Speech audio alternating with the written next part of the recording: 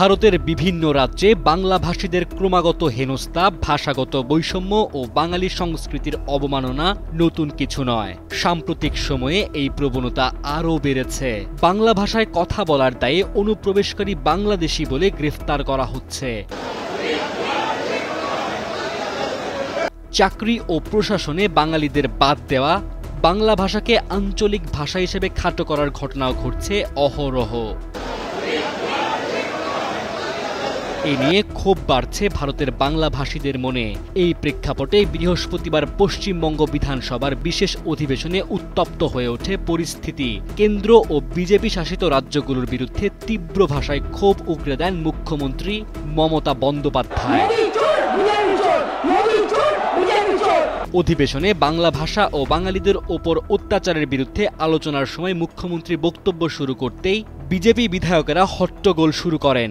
Slogan, কাগজ ছেঁড়া, table চাপড়ানোর মধ্য দিয়ে তারা বারবার বক্তব্য থামিয়ে দেওয়ার চেষ্টা করেন। পরিবেশ এতটাই উত্তপ্ত হয়ে ওঠে যে মমতা নিজ আসন ছেড়ে ওয়েলে নেমে এসে বলতে থাকেন, এরা দুর্নীতিবাজ, গদিচোর, ভোটচোর, বাঙালির শত্রু, বাংলার মুখ বন্ধ করা যাবে না।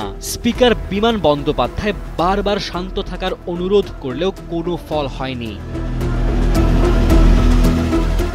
বক্তব্য চলাকালে উত্তেজনা এতটাই চরমে পৌঁছায় যে মমতা প্রকাশ্যে বলেন, মোদি চোর, বিজেপি চোর, অমিত শাহ চোর, সব চোরের দল, দেশের সবচেয়ে বড় ডাকাতের দল। তিনি আরও অভিযোগ করেন, টাকা, অস্ত্র আর নির্বাচন কমিশন দিয়ে যেতেন এরা, ভোট চুরি করে ক্ষমতায় আসে। এর আগে মুখ্যমন্ত্রী বলেন, বাংলা নবজাগরণের জন্মভূমি, এটা রবীন্দ্রনাথ, নজরুল, বিবেকানন্দ, নেতাজির বাংলা। বিজেপির এই দলটা স্বাধীনতার সময় ইংরেজদের সঙ্গে আপোষ করেছিল। আজও তারা জাতিকে ভোগ করছে, ভাষাকে আঘাত করছে। ঘটনার এক পর্যায়ে বিধানসভার ভেতরে হাতাহাতির পরিস্থিতি তৈরি হয়। মার্শালদের সঙ্গে ধাক্কাধাক্কি হয় বিজেপি বিধায়কদের। স্পিকার পরে বিজেপির একাধিক বিধায়ক শঙ্কর ঘোষ, অগ্নিমিত্রা পাল, মিহির গোস্বামী, অশোক দিন্দা ও বঙ্কিম ঘোষকে সাসপেন্ড ঘোষণা করেন। এর আগে বিরোধী দলনেতা শুভেন্দু অধিকারীকেও একই কারণে সাসপেন্ড করা হয়েছিল। শেষ পর্যন্ত মমতা বলেন, বাংলা ও বাঙালির কণ্ঠরোধ কেউ করতে পারবে না।